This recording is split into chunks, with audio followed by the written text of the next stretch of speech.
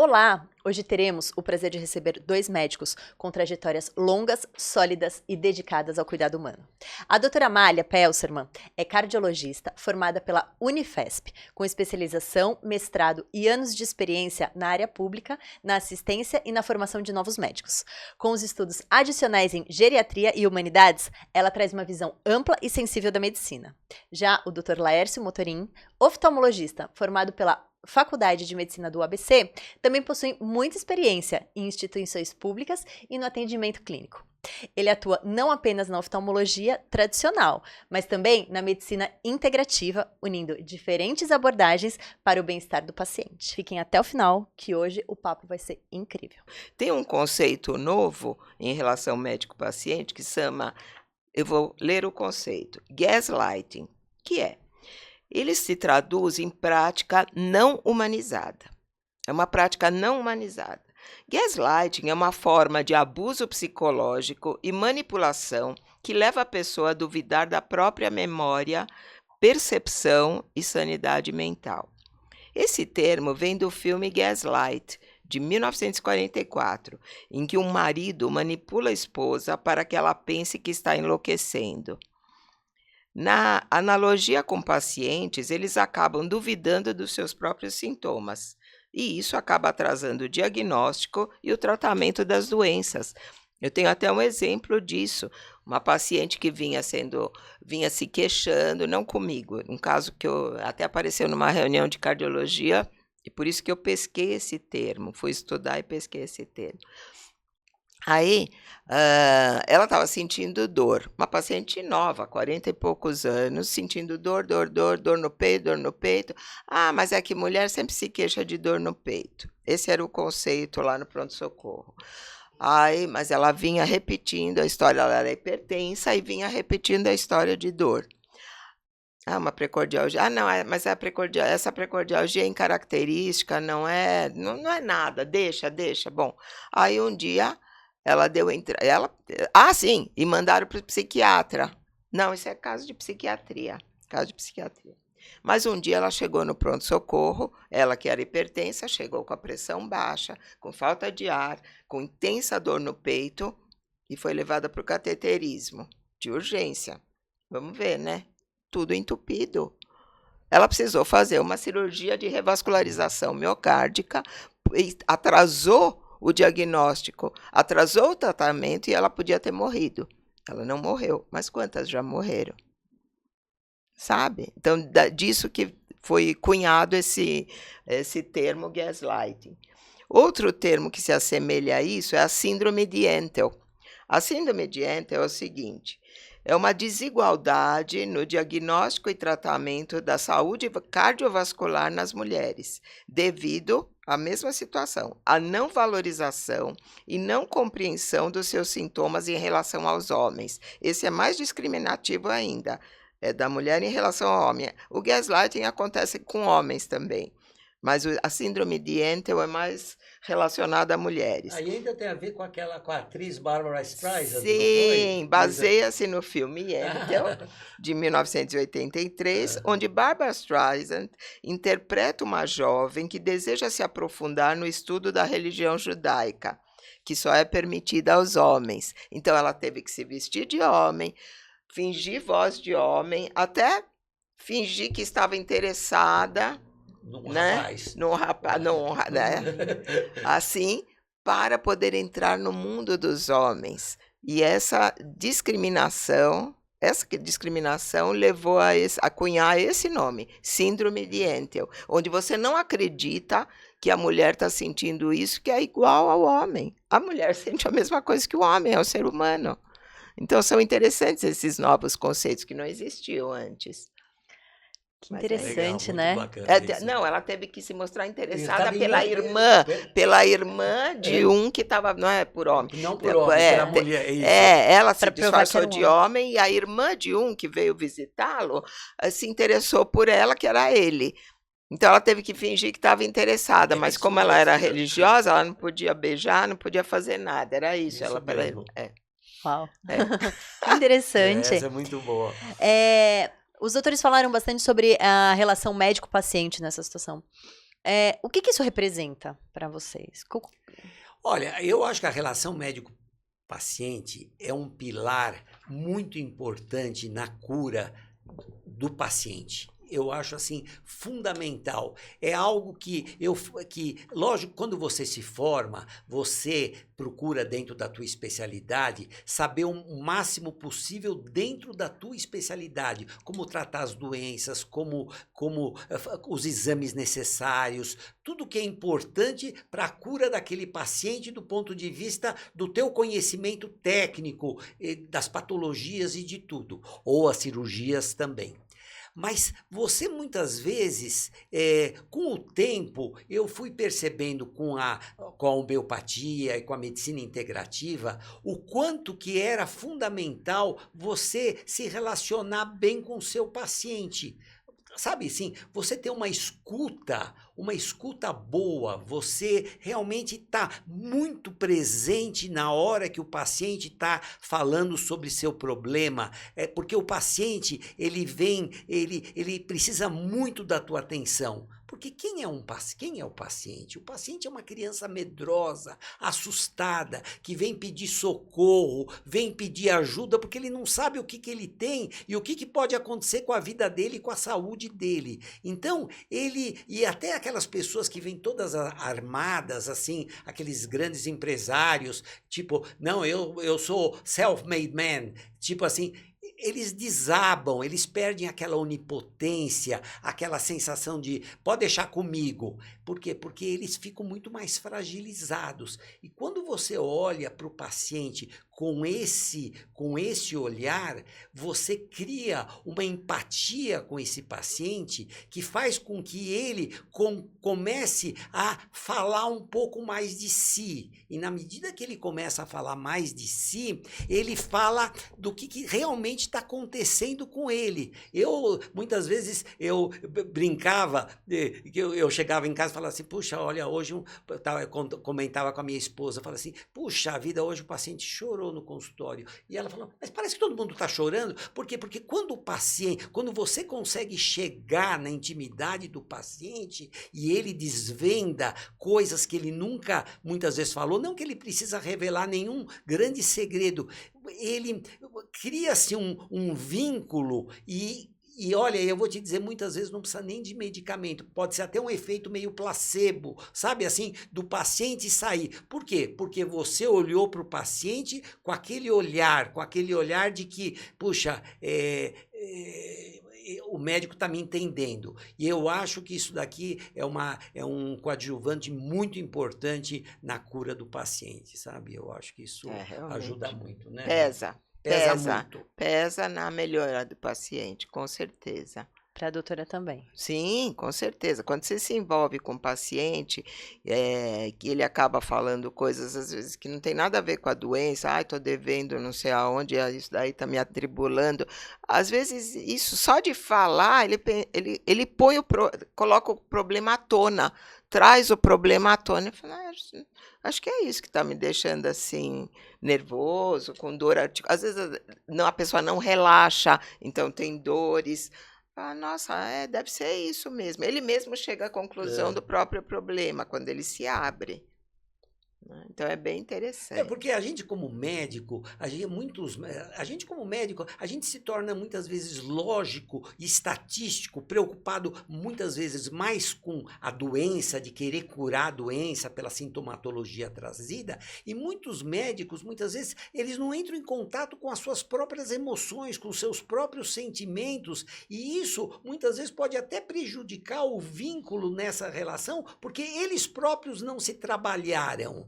Então eu acho que isso daqui é algo assim muito importante, porque você tem que entrar em contato com isso dentro de você como profissional, principalmente quem está na área da saúde, porque isso facilita muito a tua conexão com o paciente. Você tem o paciente, modo de dizer, trabalhando junto com você, como a doutora Amália falou. É uma coisa assim que é um binômio, e os dois trabalhando juntos, e eu também acho assim, Amália, que nós vamos ainda falar sobre isso, que você deve empoderar o paciente falar assim, você está participando na tua cura, eu queria saber, por exemplo, de você, eu sempre pergunto, por exemplo, no momento de dor, que você não sabe o que você tem, de sofrimento, você se apoia no quê? Fala assim, ai, não sei, eu falo com a minha mãe, eu falo, mas você tem algum vínculo com alguma outra coisa? Então, você leva o indivíduo a pensar, eu tenho uma santa dentro de casa, ou eu falo com Deus, ou eu... Então, isso daqui é uma coisa assim que você tem que trazer isso para o paciente, porque é uma coisa que raramente dentro da medicina isso daqui tem sido abordado e hoje em dia nós vamos falar sobre isso, muitos estudos e muitas pesquisas mostrando o quanto a espiritualidade também ajuda Sim, na vida do paciente para cura e para pedir pela por isso que a gente fala que ser médico é mais do que técnica, é ser humano. É isso. Eu imagino, eu achei incrível isso. Eu imagino que vocês devem ter várias histórias para contar, casos clínicos, casos de pacientes. Vocês têm algum exemplo? A gente tem vários pacientes em comum, mas o mais recente foi um paciente que precisava operar catarata, mas estava com muito medo. Ele precisava fazer uma avaliação cardiológica antes, e como a gente se troca pacientes, aí... o Laércio me mandou o paciente, falou, ele está com muito medo porque ele tem diabetes, além disso, ele tem outros problemas de saúde, então ele está com medo da cirurgia não dar certo, ou ter algum problema com a anestesia, vamos ver. Aí eu falei, tá bom, vamos fazer a avaliação cardiológica. E o paciente realmente chegou muito temeroso, muito assim, eu acho que não vai dar para operar, e era essencial para ele enxergar, porque ele... relativamente novo, né? E ele queria ler, que ele lia muito. Então, quer dizer, para ele seria salvador essa cirurgia oftalmológica. Falar para ele, não vai dar para você operar, seria o fim. Mas assim, eu falei, vamos ver. Vi os exames, quantos os exames, está tudo bem. Vamos fazer o eletrocardiograma, tá? Tudo bem. Eu falei, olha, você pode operar, você vai ficar muito feliz, porque vai dar certo a cirurgia, não tem nenhuma contraindicação para fazer essa cirurgia, era do primeiro olho, né? Primeiro olho. Pode fazer, não vai dar problema nenhum, e você vai ficar feliz, porque você vai poder fazer coisas que há anos você não consegue fazer. Aí tudo bem, foi embora todo feliz e tal, aí eu perguntei para ele, aí, como que ele veio depois para marcar a cirurgia? Super seguro, falou que não teria problema nenhum, que ótimo, e a cirurgia deu super certo, ele reagiu durante a cirurgia melhor do que você esperava e já operou os 2 olhos, né? Com sucesso. Então, olha, isso é uma satisfação que é indescritível. Não tem como você dizer, o paciente me pagou, não pagou. Não importa. Essa satisfação de saber que você conseguiu fazer, através de nós dois, conseguiu fazer ele voltar à sua atividade de ler, não, é impagável, não é verdade? Não tem preço. Não tem preço realmente. Isso, de fato, foi uma coisa bastante recente até que eu encaminhei para a Amália, porque chegou o paciente, eu conhecia ele há muitos anos, mas eu não o ouvia também há muitos anos, porque ele perdeu os pais e ele ficou meio sozinho, então ele já estava, na verdade, com 60 anos, mas eu conhecia ele desde os 30 anos. E ele apareceu bastante debilitado, com uma aparência mal cuidada, com com comprometimentos assim na área dermatológica, com problemas também problemas assim na parte dentária. Enfim, eu olhei para ele, eu falei, puxa vida, eu nem sei o que nós vamos fazer, se vai ser possível ser um indivíduo desse, tem condições. Depois ele começou a me relatar todos os problemas de saúde que ele estava enfrentando, que ele também estava com um problema renal. Eu, de repente, falei, puxa, falar o que nós É um podemos... risco, né? É um risco. Daí eu peguei e falei para ele, examinei, e eu fui fazendo o exame oftalmológico, ele estava com o olho direito dele já não enxergava há 7 anos. O olho esquerdo, ele também estava com uma catarata, com uma visão baixa já, e ele era míope. Então eu falei, e eu coloquei ele na escala da acuidade visual, ele não conseguia enxergar nem a letra E maior do olho que estava pior, do olho que estava melhor. Do outro ele só tinha percepção de luz. Eu falei, puxa, tem que operar, não tem outra solução. Eu falei, mas eu não sei se vai dar para operar, porque essa tua condição clínica, só através de uma colega minha que vai poder te avaliar. E, felizmente, a Amália, quando me falou, olha, eu acho que dá para operar ele, e ele voltou tão feliz da consulta, ele ficou tão satisfeito, parecia que eu estava vendo uma outra pessoa. E nós operamos o primeiro olho e olha, eu realmente, assim, era uma catarata já madura. Eu falei assim, olha, a cirurgia correu muitíssimo bem, fizemos com anestesia local, com uma sedação, ele... saiu da cirurgia, no dia seguinte veio o pós-operatório, nós começamos a fazer o exame, falou, nossa, Laércio, doutor Laércio, eu não enxergava há tanto tempo, foi uma emoção tão grande de ver ele podendo ver, vendo letras, isso no primeiro pós-operatório, depois de uma semana, então, ele já estava enxergando assim super bem. Então, aquilo lá é como se ele estivesse dando vida para alguém, né? Como a Amália falou assim, não tem dinheiro que pague isso, não tem, porque aquela satisfação é algo que... E depois nós operamos o segundo olho, felizmente tivemos um resultado satisfatório também, ele enxergou muito, muito bem, foi feito uma cirurgia de catarata com implante de uma lente dentro do olho e ele passou a enxergar perfeitamente bem. Então, isso é um caso de sucesso que você vê que boas parcerias entre colegas é uma coisa fundamental, porque é algo assim que nos ajudou, tanto a mim quanto a você, porque ambos saíram todos satisfeitos. Toda hora a Amália pergunta assim, e como é que ele tá? Como que ele tá? Ah, ele tá melhor? E daí, isso daqui deu uma vida para ele, que ele pegou um amor pela vida, porque imagine uma pessoa que não está enxergando há anos, não está lendo, está debilitado. Ele começou a tomar um amor à vida que agora ele quer se curar de tudo. Ah, eu quero tratar disso, eu quero tratar daquilo, eu quero tratar disso. Você abriu horizontes para a vida desse indivíduo. Então, isso é uma coisa de um valor inestimável, sabe? Nossa, eu imagino para o paciente como é que é essa sensação, né? Se já foi bom para nós, imagina para ele. Para ele, né? Com uma parte tão importante sendo curada. Né? Perfeito. Sim. Vocês falaram um pouquinho sobre espiritualidade, nós vamos voltar a isso mais pra frente um pouquinho, mas antes eu quero um pouquinho sobre a parte da especialidade de vocês mesmo. Me conta um pouquino quais são, vou fazer primeiro pro Dr. Laércio, quais são os inimigos da boa visão? O que a gente tem que fazer hoje? Olha, os inimigos da visão são todas aquelas situações em que a visão pode se prejudicar. Por exemplo, pessoas, que se expõem muito ao sol, à influência da luz azul e do ultravioleta. Isso daqui é uma coisa que... As eclipses solares sem proteção são situações assim que são perigosas. O tabaco é responsável por doenças, a gente vê doenças na retina, degeneração macular, é muito comum acontecer problemas de retina por causa do excesso de tabaco ao longo de toda uma vida.